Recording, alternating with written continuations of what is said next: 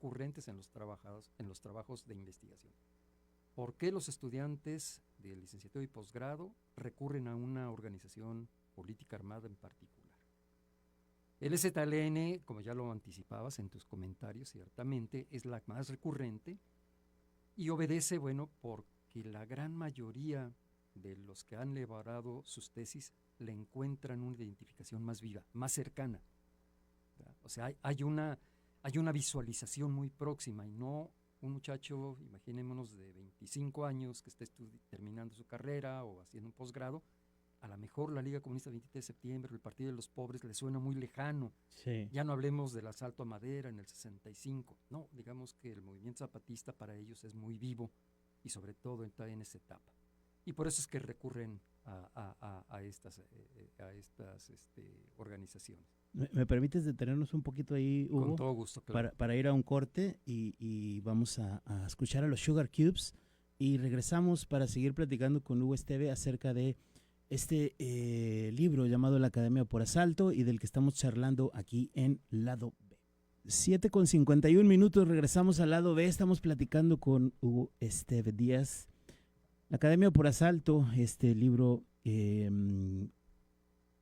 coeditado, ¿no? por el taller editorial La Casa del Mago, el ENA, ¿verdad? Que es Escuela Nacional de Antropología e Historia. La Escuela Nacional de Antropología e Historia, y la Casa Universitaria del Libro, dirigida por el buen Antonio Ramos Revillas, que debe estar cansadísimo. Un fuerte saludo para nuestro estimado Toño. Un buen saludo para Toño, y que debe estar a vuelta fatigado, recuperándose de tantos días intensos de la Wanleer.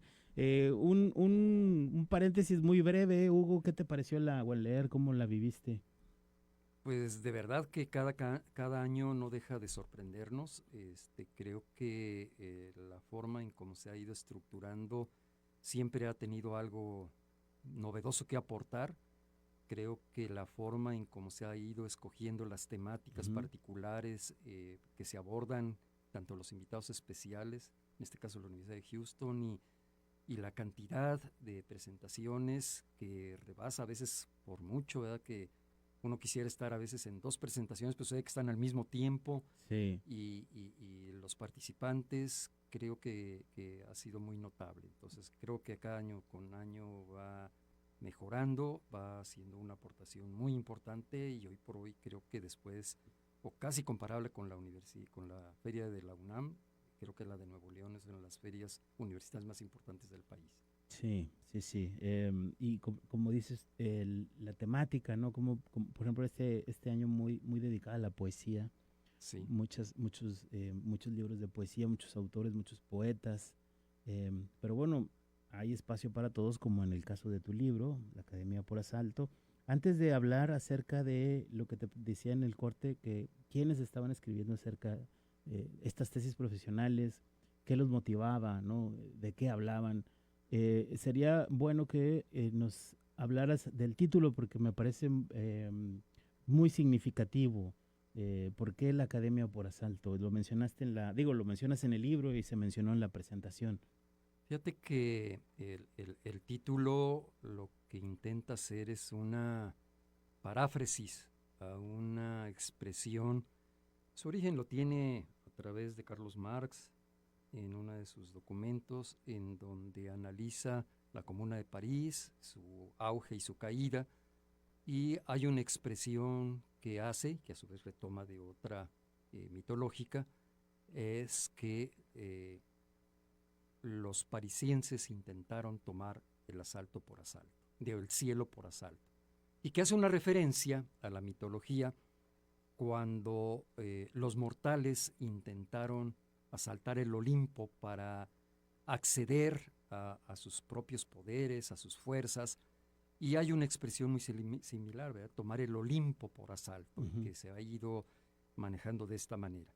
Y esta expresión ha permeado en muchos de los movimientos armados. Incluso no es casual que uno de los operativos más importantes y trascendentales que llevó a cabo la Liga Comunista 23 de septiembre en el estado de Sinaloa se llamó Operación Asalto al Cielo, ¿verdad? O sea, lo que se buscaba era un proceso insurreccional que, derivado de provocara el inicio de una revolución. Entonces, digamos que esa es la paráfrasis que se intenta hacer, y lo que yo busco con esta denominación de la Academia por Asalto es cómo es que todo este proceso histórico, todos estos procesos de investigación han tomado a la academia por asalto, ¿verdad? Una temática poco explorada, donde no se ha instruido absolutamente nada, en donde los egresados de licenciatura o posgrado se enfrentan a sinodales que no tienen la más remota idea, por lo general, de la temática particular que se está tocando.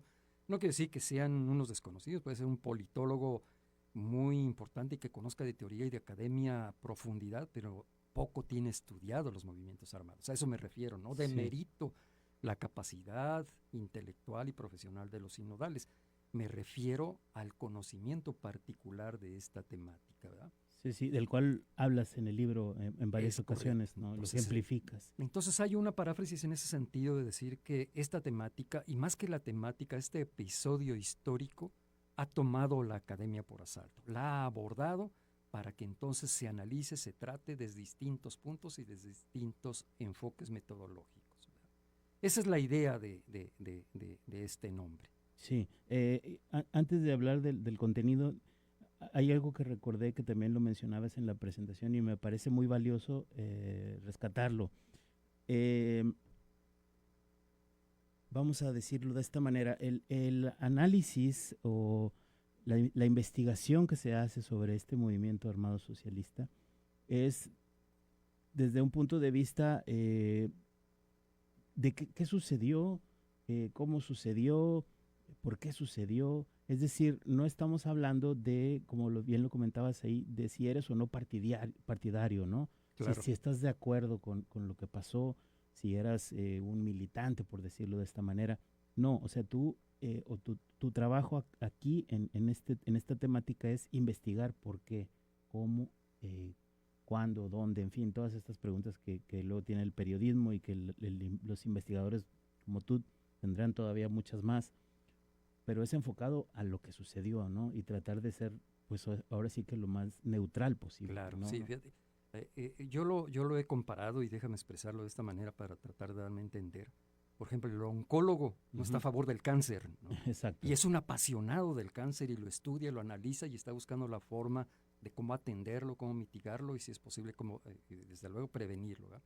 Pero el oncólogo no es un fanático del cáncer ni está a favor del cáncer. Entonces, guardando las debidas comparaciones, mi trabajo de investigación en este sentido no significa que yo sea un apologista de la lucha armada. Es más, yo soy un crítico de la vía de las armas. Yo siempre he intentado que en todo análisis de las organizaciones político-armadas se analice y se valore la pertinencia de la vía armada, ¿verdad?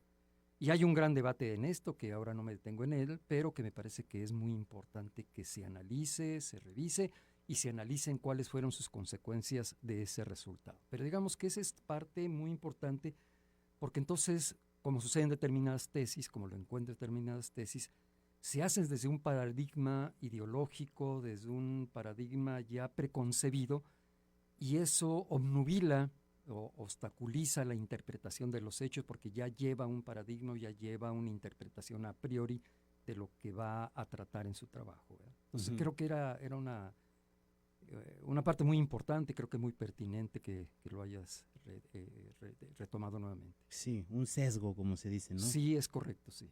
Bueno, ahora sí, esto que, bueno, a mí en lo personal me interesa, Sí. ¿quiénes hablan de este tema, refiriéndonos a las tesis y a las tesis profesionales de las cuales hablas aquí en la Academia por Asalto? ¿Por qué hablan de este tema y cómo llegan a este tema?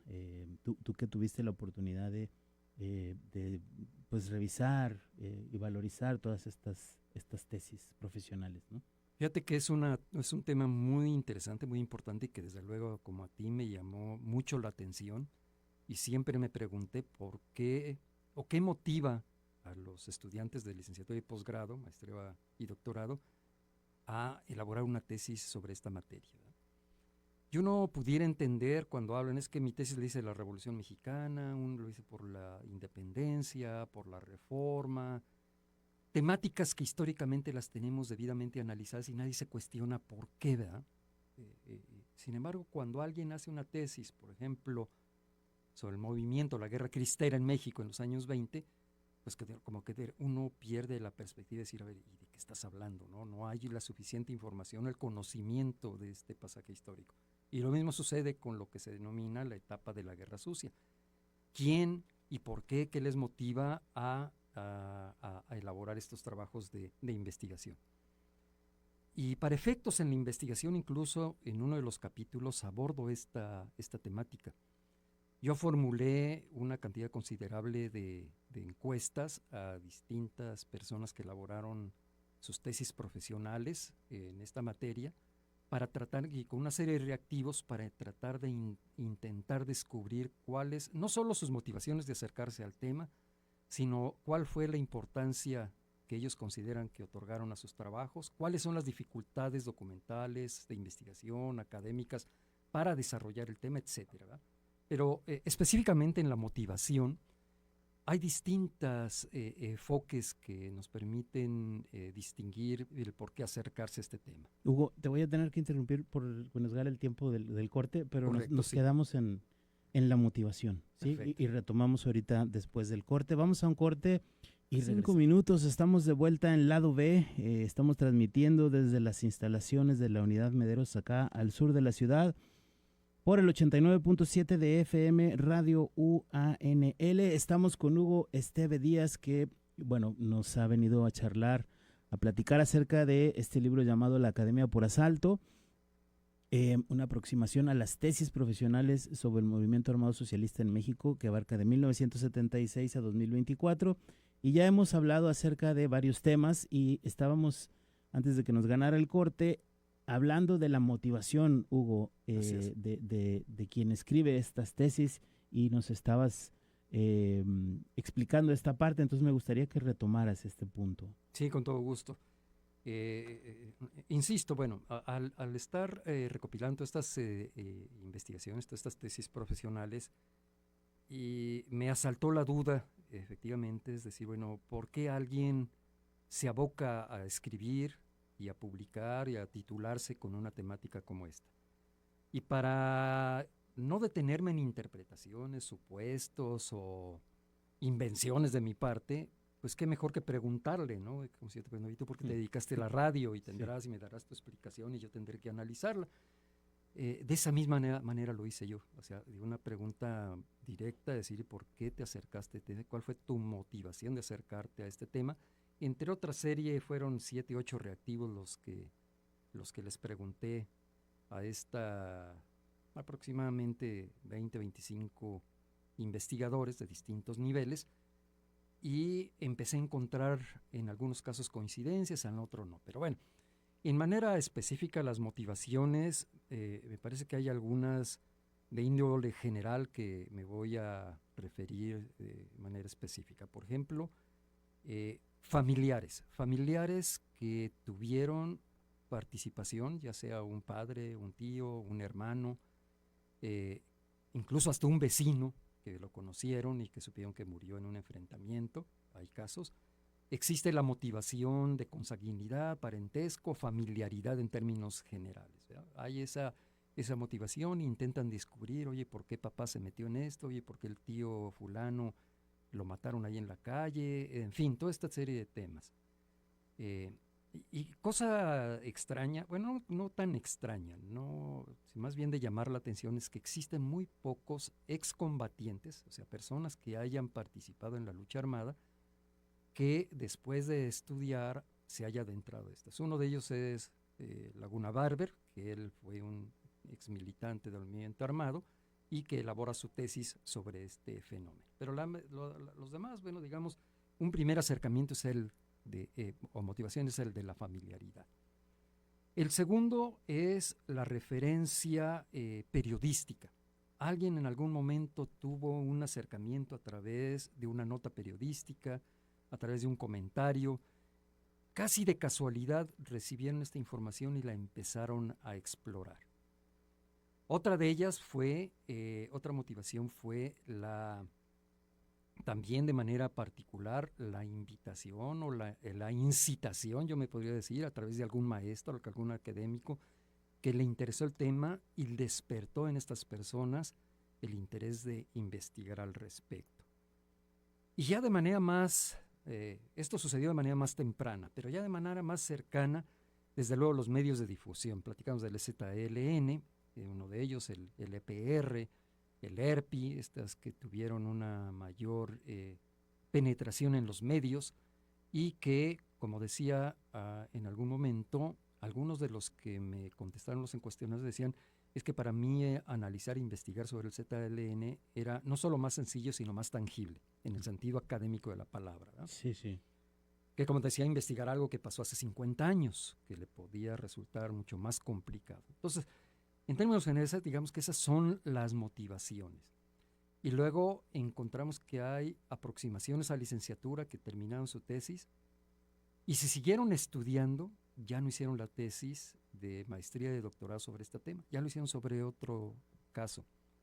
Hubo quien se aventuró a hacer su tesis de licenciatura y su maestría también sobre esta temática y se hizo en el doctorado, a lo mejor ya lo hizo sobre ciencia política, por decirlo algo, ¿verdad?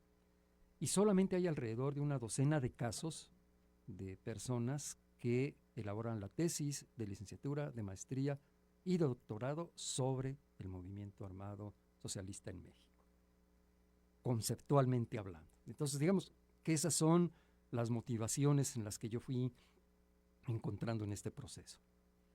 La temática del ZLN, por ejemplo, que como bien mencionas, bueno, es muy mediático, fue por la naturaleza de su líder, ¿no? O de su vocero. Sí. ¿Encontraste, por ejemplo, tesis sobre la figura de Marcos? Fíjate que esta es otra temática que también la desgloso en la investigación, es qué temas se analizan. Y hay temas de carácter regional, por ejemplo, analizar las condiciones específicas y el contexto, qué pasa en Chiapas, qué pasa en Guerrero, qué pasa en Oaxaca, y analizan el contexto general de la región para abordar el movimiento guerrillero. Hay otras desde el punto de vista conceptual en términos estrictamente políticos, o sea, el interpretar las expresiones armadas, cómo se dan, cómo surgen y por qué surgen.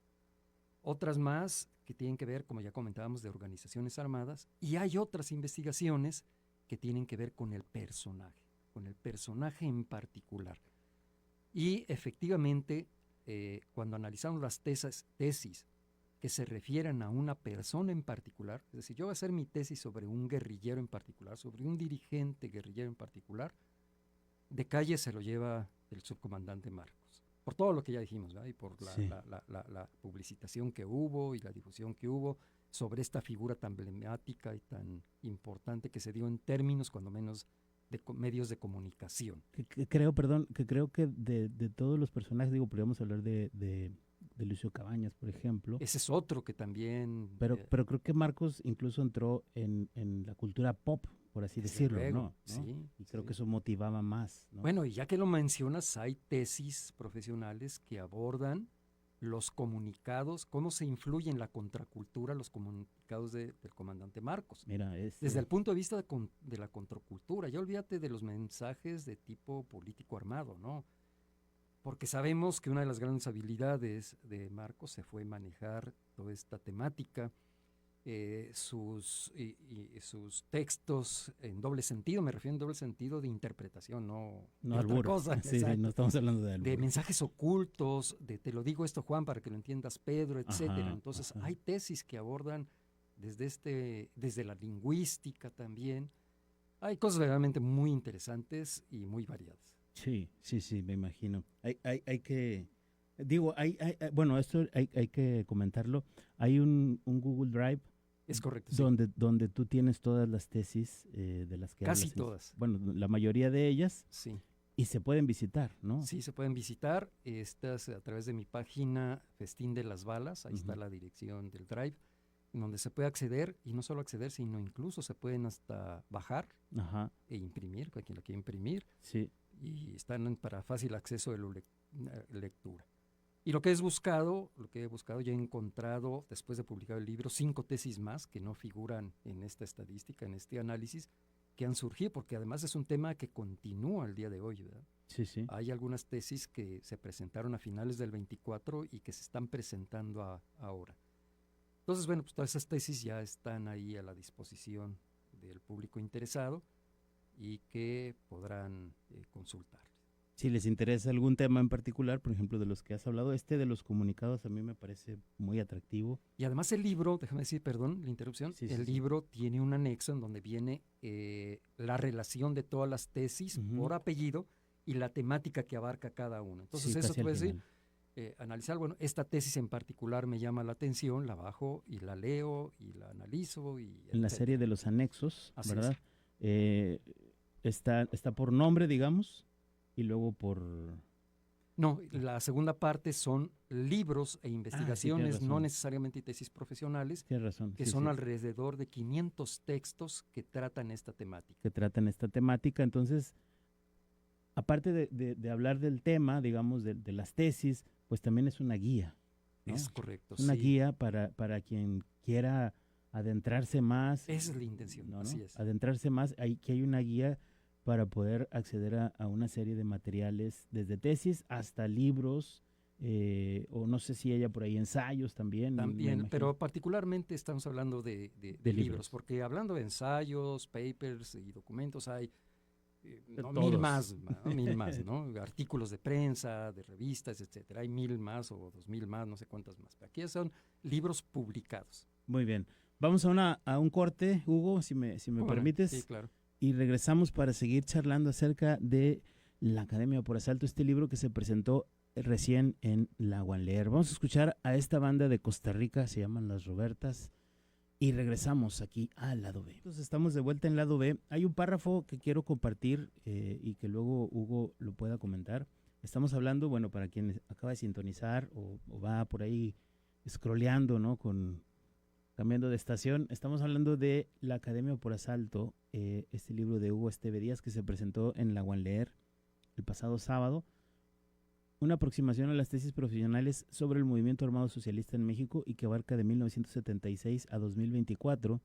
Una coedición de el taller editorial La Casa del Mago, la Universidad Autónoma de Nuevo León con su sello editorial y la Escuela Nacional de Antropología e Historia, ¿verdad? Es correcto, sí. Bueno, este párrafo. Considerar la importancia de la historia como disciplina, a decir del historiador británico Eric Hobsbawm, radica en la capacidad para comprender el pasado y el presente, no solo como una forma de conocimiento sobre los eventos pasados, sino principalmente como requisito fundamental para poder analizar las condiciones sociales, económicas y culturales que han dado forma al mundo moderno. Las estructuras sociales y económicas, nos dice el profesor Alejandrino, son determinantes en la configuración de la historia, porque es a partir de estas como se examina el desarrollo del capitalismo, las relaciones de clase y la globalización como factores determinantes en la evolución de la sociedad y de la política en diferentes épocas y lugares.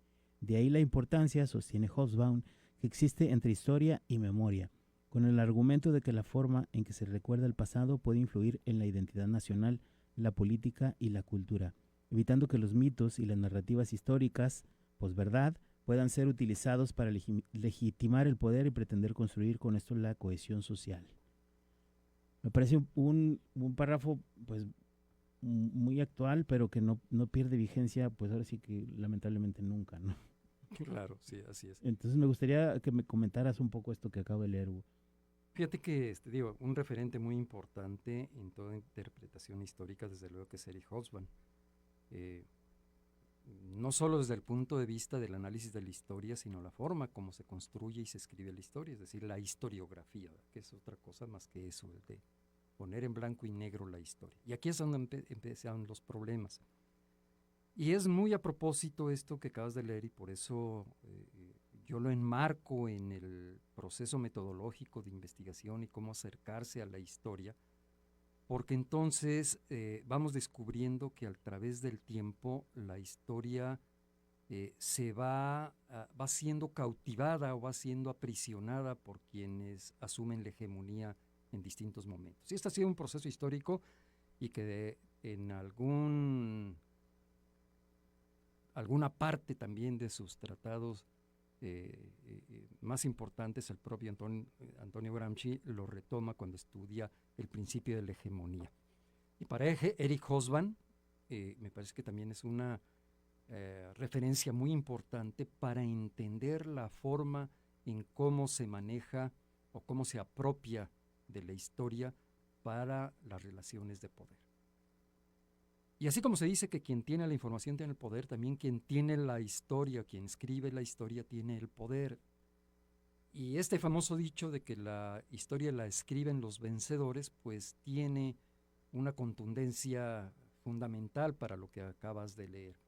Porque entonces pasamos en lo que ahora se ha comentado del surgimiento de una verdad histórica, los hechos tal cual como sucedieron, y que de pronto transitan a lo que se ha conocido como la verdad jurídica. Es decir, la que se ha judicializado, la que se ha procesado y la que se ha dicho que es procedente, conveniente y cierta, que eso es lo más preocupante.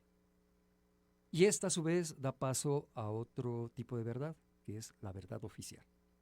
Y no hay otra verdad oficial que la historia oficial de los libros de texto. Y nuevamente, como lo comentábamos el sábado, si analizamos los episodios que han existido en nuestra historia reciente, cuando menos en el siglo XX, la revolución o el movimiento cristero de 1920 y esta etapa de la Guerra Sucia de 1960, 1990 todavía, son dos etapas de la historia que han quedado completamente borradas y que han empezado a surgir a través de distintos procesos de investigación, a través de otros procesos, ¿verdad? Pero bueno, me parece muy pertinente lo que comentas ahora porque es de vital importancia en todo proceso de investigación.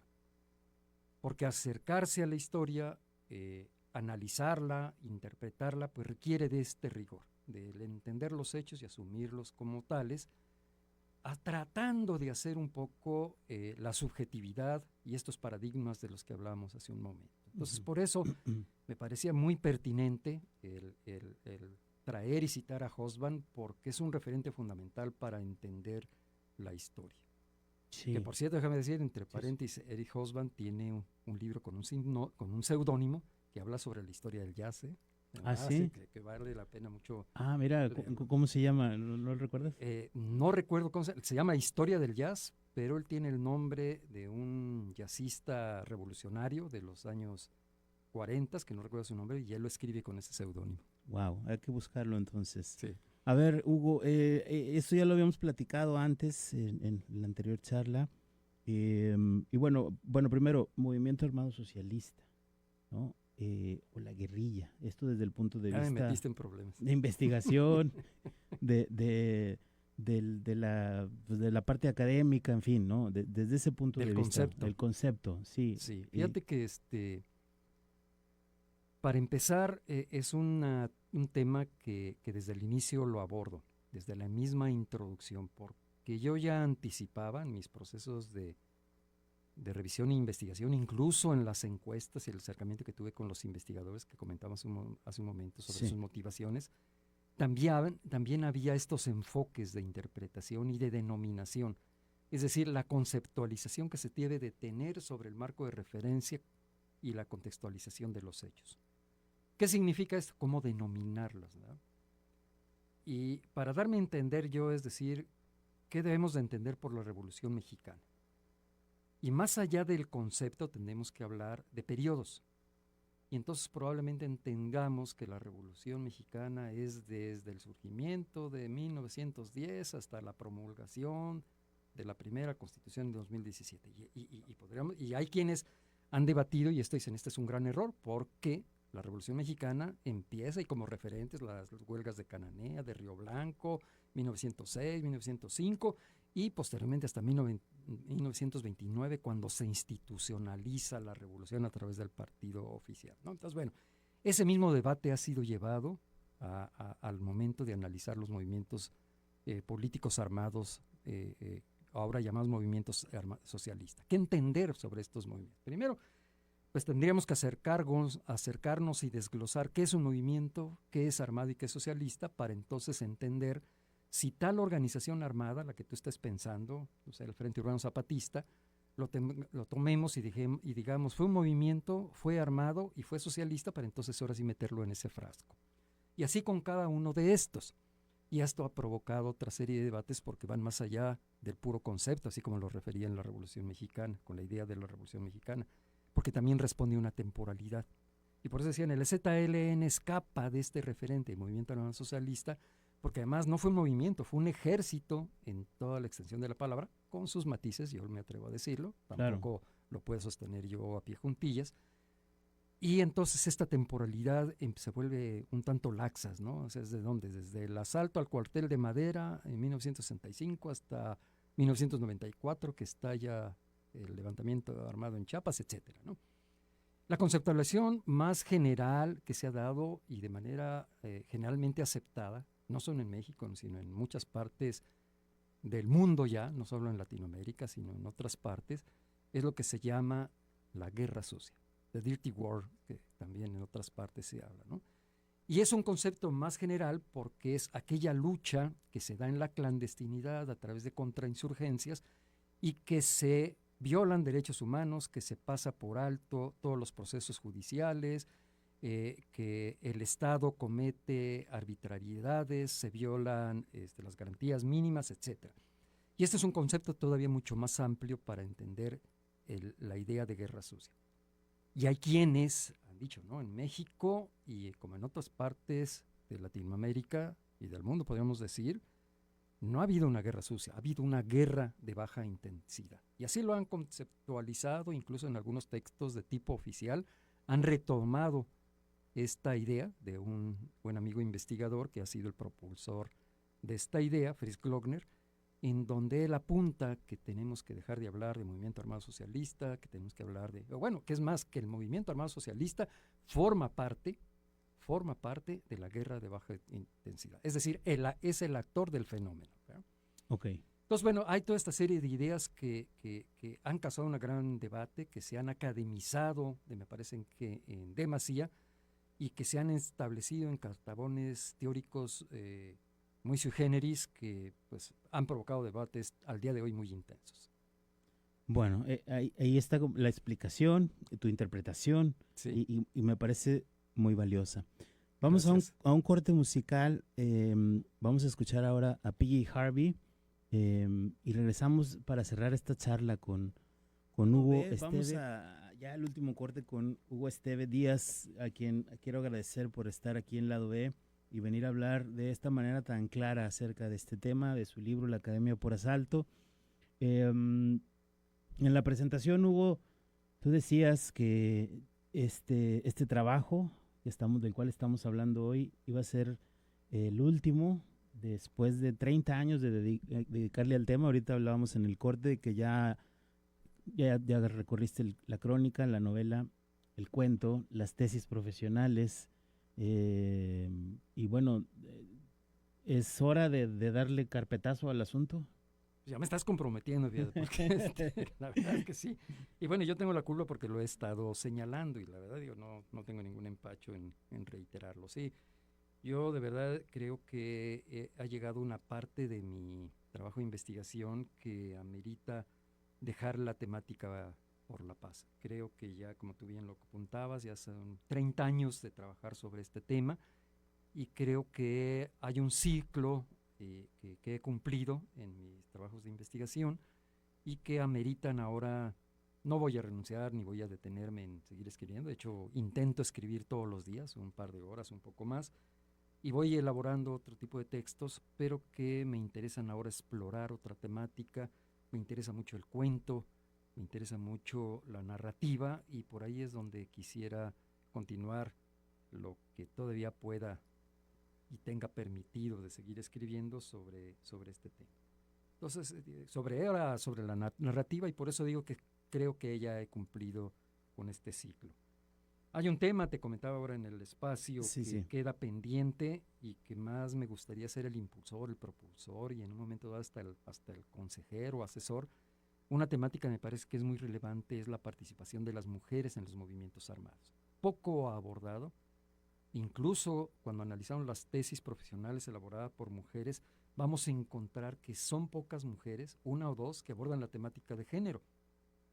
Y ya no la temática como género como tal, lo que hoy entendemos, sino esto que yo refiero como la participación de las mujeres. ¿Cuál fue la participación? Como dice mi querida Lourdes Uranga y Edna Valle, No andábamos haciéndoles la comida ni lavándoles los calzones a los Ujú. compañeros, no.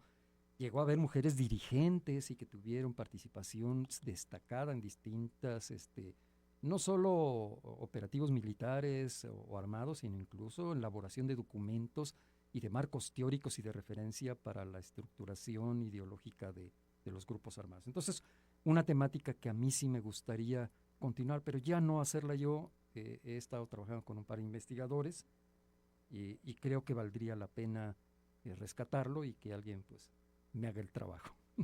Bueno, este, esperaremos también esos cuentos, ¿no? Esos cuentos Pues yo que- esperaría que sí. A ver, vamos a ver Cuento corto, dices. Sí, es cuento corto, alguno no tan corto. Estoy recopilando y retomando algunos otros que ya había elaborado. El cuento del Chivo, Ajá. quiero incorporarlo, pero de una manera, contarlo de manera distinta, a través de una distinta estructura, para jugar un poco como si la viéramos como un guión cinematográfico sin ser guión cinematográfico, sino que cuando la lea el lector pueda estar tratando de ver como si estuviera viendo una película. Esa es mi idea. No sé si lo voy a lograr o no, pero bueno, esa es la idea. Bueno, cuando Hugo dice el chivo, se refiere a este personaje de Amores Perros, Es correcto. Sí. la tercera historia que aparece en esta película. em, y en el libro de cuentos publicado por la Universidad Autónoma de Nuevo León, el segundo tomo, en En las cavernas de la Las memoria. Cavernas de la Memoria, Hugo escribe un cuento acerca del chivo, pero es una precuela, digamos, ¿no? Sí. Antes de convertirse en este personaje que luego inmortalizó esta película de González Iñárritu con guión de Guillermo Arriaga, Hugo escribió un cuento acerca de este personaje. Entonces, a eso te refieres, Es ¿no? correcto, así es, así es. Gracias por la referencia, sí. Sí. Vamos a hablar un poquito de música, Hugo, Ándale. para terminar la entrevista de manera musical. Te voy a hacer unas cuantas preguntas y tú me las vas contestando. ¿Tú recuerdas o cuáles son tus primeros recuerdos musicales? ¿De dónde, de qué estamos hablando, de qué música y de qué lugares?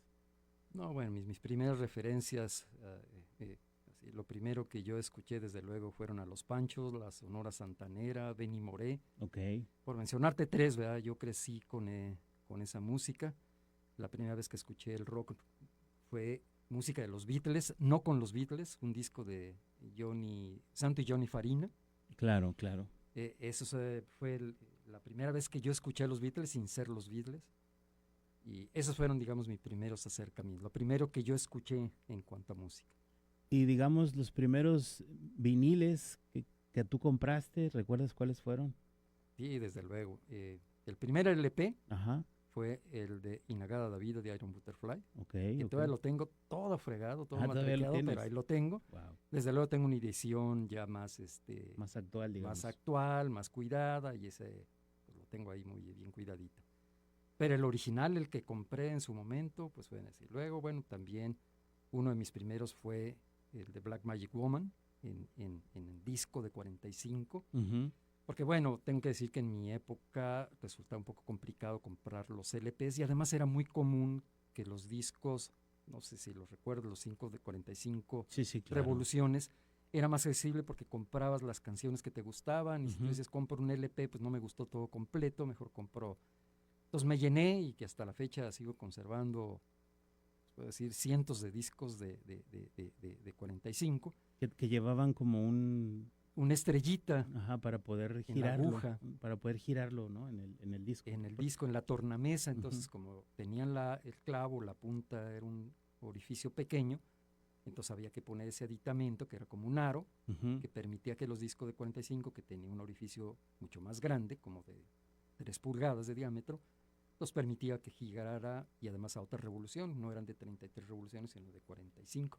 Y eran más accesibles porque si tenías buena suerte te tocaban 2 hits del lado Ujú. A y del lado B. Y del lado B, así es. Y grandes éxitos que después surgieron y superaron con lados B, Ujú. superaron como Come Together, por ejemplo, que superó con mucho su lado A. ¿No? Claro, claro, claro.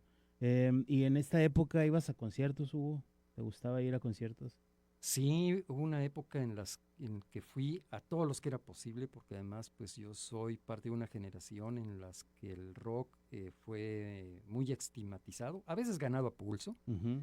pero la mayoría de las veces de forma gratuitamente negativa, y eran pocas las veces que había oportunidad de asistir a un concierto. Se prestó para muchos fraudes cuando trajeron a Deep Purple, cuando venía Rod Evans en lugar, y se decía que era Deep Purple, o cuando trajeron a Traffic y era Ron Wood, que Ujú. decía que él todo era. Entonces había ese tipo de fraudes, más pues los primeros eran Joe Cocker en la Plaza México, Johnny Winter en el Toreo, Chicago en el Auditorio, que ha sido uno de los primeros conciertos que disfruté de manera extraordinaria en el Auditorio Nacional de México, y algunos sí de los que me acuerdo. Pero después ya le he perdido el gusto, ya creo que con el tiempo y un poco la edad uno se vuelve un poco más chocante con las multitudes, con los Sí, gritos, sí, sí.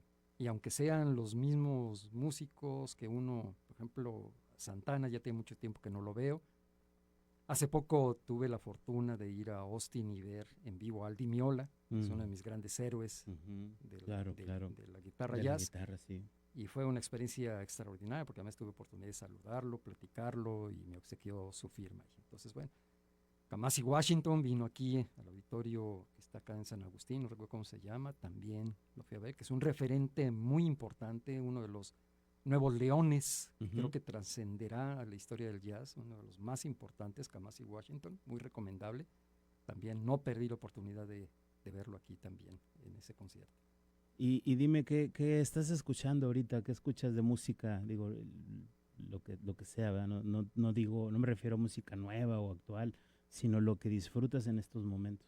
Fíjate que desde hace como una semana voy por ahí del disco 26 de los 50 y tantos que tiene Bob Dylan, y voy uno por uno, entonces estoy escribiendo, estoy haciendo algo, y me los voy chutando ahí en el Spotify y los voy viendo. Pero si algo me ha traído mucho, de manera particular, es el rescate del rock progresivo, que sigue llamando mucho la atención, una banda que se llama Transatlantic, que es una super banda, eh, liderada por Mark Portnoy de Beat Ujú. Theater, y que ha hecho trabajos extraordinarios, unas verdaderas sinfonías progresivas, y que de verdad es de prenderse, de animarse mucho con esta música, y que evidencia que el rock progresivo no está muerto, que sigue evolucionando. Así es, claro. Bueno, eso es música que ustedes pueden, si gustan, escuchar mientras leen La Academia por Asalto, ¿no? Que puede servir de fondo, de Fondo telón. musical. Ajá.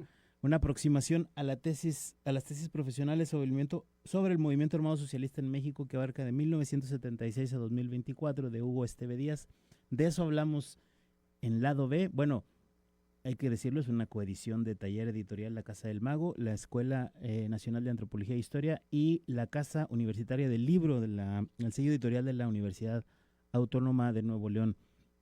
¿Vas a tener más presentaciones, Hugo? Sí, fíjate que particularmente ahora me interesa mucho ir a las universidades. O sea, quiero ir a la beta donde están surgiendo estas investigaciones.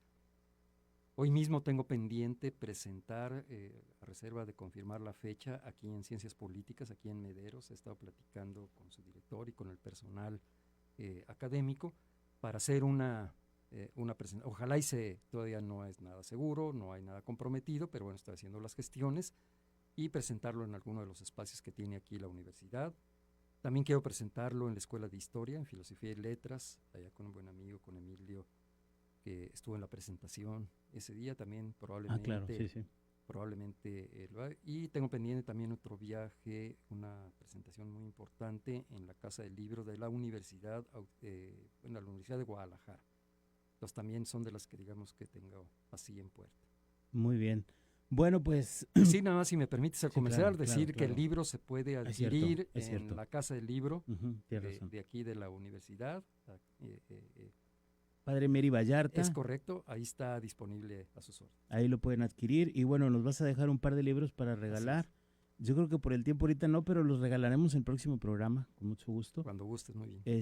Hugo, muchísimas gracias Al por venir. contrario, gracias por la invitación. Gracias por estar aquí. Un gusto tenerte acá y escucharte acerca de este tema que, como dices tú, ha estado y sigue estando muy, muy escondido, muy soterrado, ¿no? Así es. Entonces es importante este tipo de trabajos y personajes como Hugo. Bueno, muchas gracias por estar en el lado B. Ha sido un placer tenerte acá. Vámonos con música.